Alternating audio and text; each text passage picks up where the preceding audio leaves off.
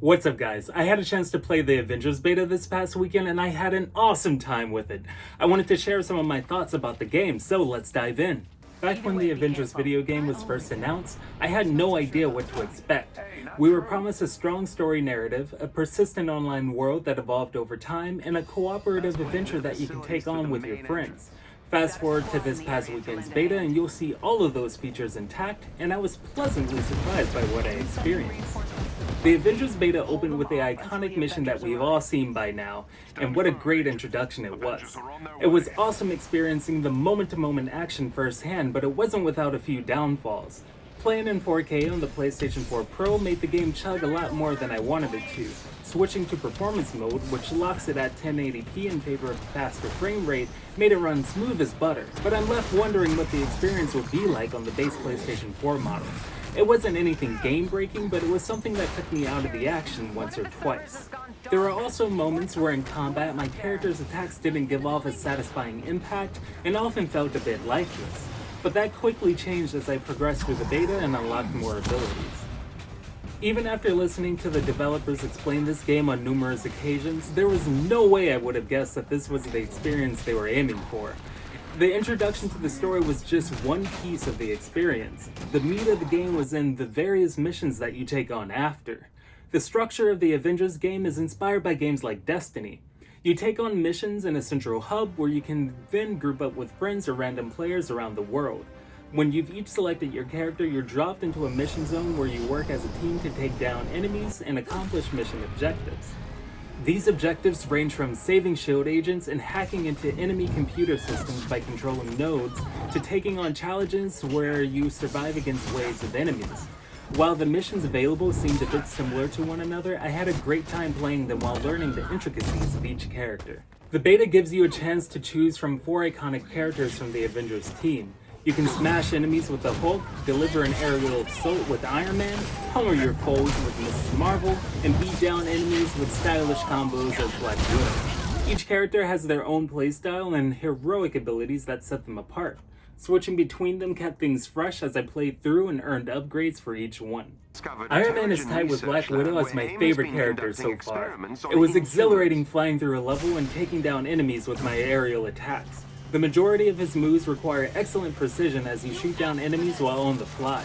As you upgrade his moves, he'll gain access to lasers and rockets in addition to the standard energy blast that he comes with. Switching them up on the fly can make for a lot of creative combos and is useful against various enemy types. However, it is possible for him to run out of energy for his projectiles, forcing you to join the rest of your team on the ground for some hand-to-hand combat. The developers did an awesome job implementing some of Iron Man's iconic moves in the process. He utilizes various weapons as you use his light and heavy attacks, and they often end with a devastating blow from the main weapon you have equipped at the moment.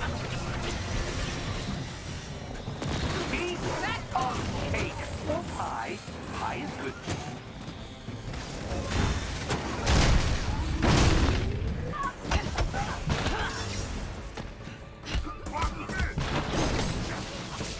Black Widow is easily one of the most versatile characters to play with. She's equipped with a number of gadgets that make her stand as an equal to even the most powerful Avenger. She uses a grappling hook that allows her to travel to higher locations and level, and can even be used in a fight to bring her closer to an enemy. Whether they're on the ground or in the air, nobody is safe from her fight. Her skills as a seasoned shield agent were brought to life with stunning combos that fans of action-adventure games will surely adore. She can cloak herself and the rest of her team in invisibility, shock unsuspecting enemies, and bring out her staff for a superpowered beatdown.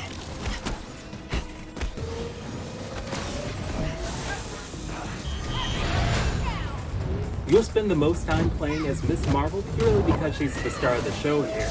This Avengers fangirl turned superhero received her powers at the tail end of the first story mission you get to play through. She can stretch and increase her size to dodge enemies, reach new heights, and deal massive damage. She felt a little more floaty than the other characters and had the ability to stretch her way out of harm's way as a defensive measure.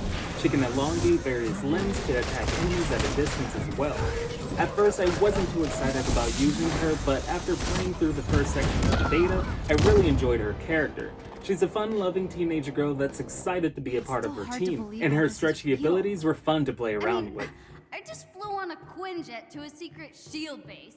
We saw Nick Fury, and now I'm talking to Jarvis and not keeping my cool at all. Sorry. No need to apologize, Miss Khan.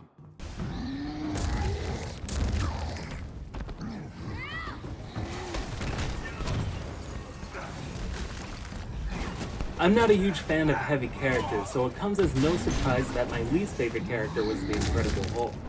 But even when taking that in mind, I still feel like there was a lot lacking about this character. The Hulk is easily the strongest Avenger, but watching him have the same trouble dealing with standard enemies felt a little bit off. Fortunately, this was counteracted by making him a massive tank for absorbing damage. You can run through plenty of attacks with Hulk if you have enough rage meter available. When activated, the damage you deal is slightly increased, and the damage you receive will drain the meter instead of your health. He can throw large boulders as projectiles, deal massive area damage to enemies nearby, and charge one down to deliver one massive blow. I see a lot of potential for this character, but I think there's a lot more work that needs to be done to make him feel like a satisfying addition to the game. This is just a small selection of characters we'll see in the final product. So far we have the announcement of Hawkeye and Spider-Man only on the PS4, and there will be many more to come. In addition to leveling up your abilities, each character also has access to a wide assortment of gear that will improve their defensive and offensive capabilities. As you progress, you'll find higher level pieces of gear that vary in rarity. You can also use resources that you obtain during the course of your playtime to increase the level of the gear. Unfortunately, the gear you equip does not change your character's appearance. That can only be done by changing your skin. And while skins look cool, I would have appreciated the option to see the gear I collected to appear on my characters as well. Overall, I enjoyed the beta. It wasn't exactly what I imagined it would be, but I can tell from my experience that this will definitely be a game that I come back to. The idea of being able to customize my own team of Avengers and taking them on various missions is an exciting thought. That alone makes this an adventure I can't wait to jump into. Stay tuned for my final review when the game releases on September 4th, and remember, if you enjoyed this content or any of the other videos I make, please like and subscribe before you go to stay up to date with all the new videos that I come out with.